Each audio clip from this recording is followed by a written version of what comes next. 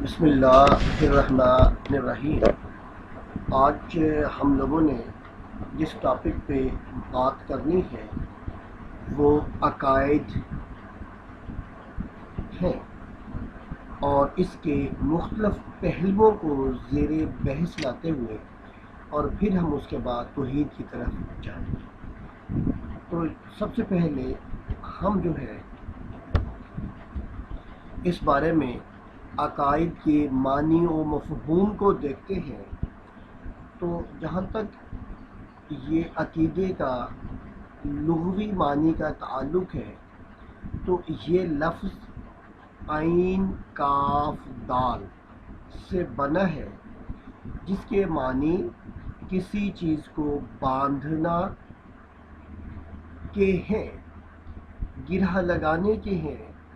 جیسے کہا جاتا ہے اعتقاد قضا کہ میں ایسا اعتقاد رکھتا ہوں، یعنی میں نے اس عقیدے کو اپنے دل اور ضمیر سے باندھ لیا ہے۔ اس کے علاوہ یہ لفظ چونکہ عقد سے نکلا ہے تو یہ عقد کے معنی ہے، پھر عقد کے بعد جب عقیدہ بنا تو عقیدہ کے معنی ہوئے باندھی ہوئی چیز یا گرہ لگائی ہوئی چیز، اور پھر اس سے عقائد بنے جو ان کی بھی جمع ہے۔ تو عقائد سے مراد ہوتا ہے کہ انسان کے پختہ اور اٹل نظریات جو ایمان کا درجہ حاصل کر لیتے ہیں انہیں عقائد کہا جاتا ہے۔ اور اس کے بارے میں ایک مشہور قول ہے کہ ما عقد علیہ القلب والضمیر، کہ وہ پختہ نظریات جس پر کسی کا دل اور ضمیر مطمئن ہو وہ عقائد کہلاتے ہیں۔ اور جہاں تک عقائد کی شرعی تعریف کا تعلق ہے تو اسلام کے وہ اٹل نظریات جن کی صداقت کو مانے بغیر کوئی بھی آدمی دائرہ اسلام میں داخل نہ ہو سکے، اسے کہا جاتا ہے کہ یہ عقائد ہے۔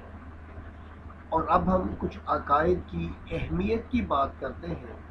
تو عقائد کی اہمیت انسان کی زندگی میں بہت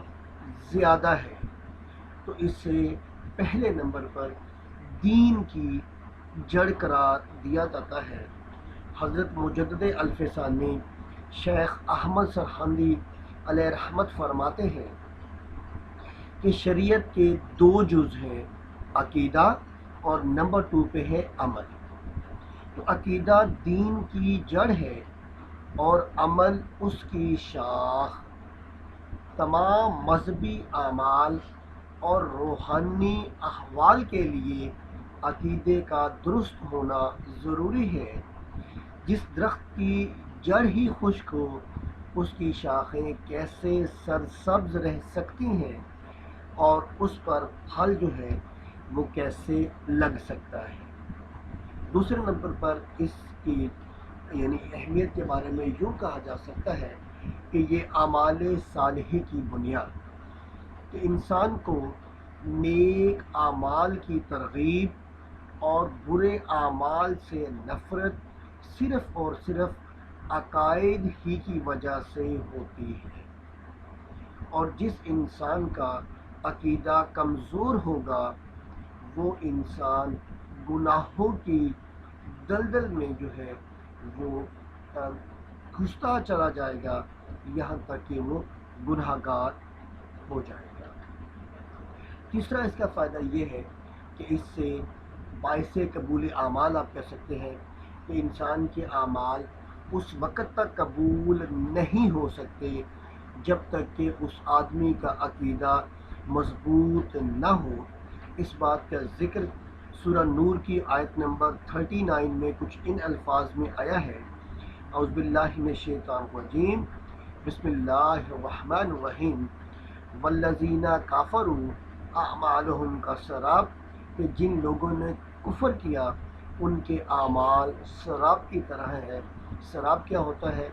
کہ سخت گرمی کے اندر سخت دھوپ کے اندر اگر انسان کسی صحرا میں سفر کر رہا ہو تو ایسے محسوس ہوتا ہے دور سے کہ جیسے وہاں پر پانی موجود ہو، لیکن جب انسان وہاں جاتا ہے تو پتہ چلتا ہے کہ یہاں تو کچھ بھی نہیں، یہ اس کی نظر کا دھوکہ ہے۔ تو گویا اگر انسان جو ہے اس کے اعمال ہی ٹھیک نہیں ہوں گے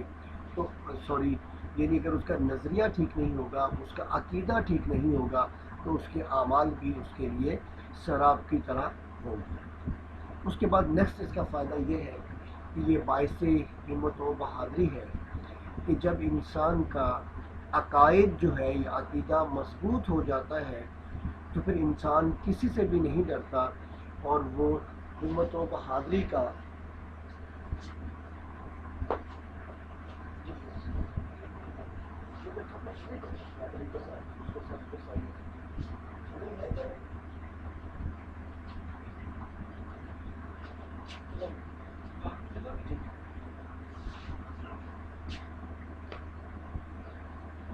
جی سوری ہم بات کر رہے تھے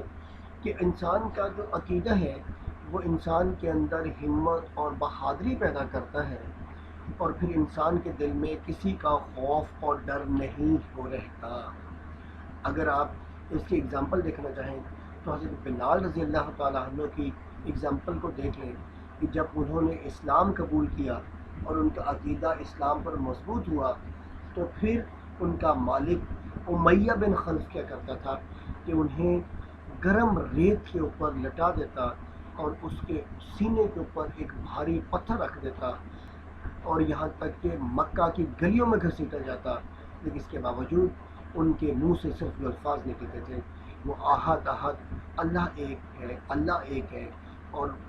مجبور کرنے پر بھی انہوں نے اسلام نہیں چھوڑا۔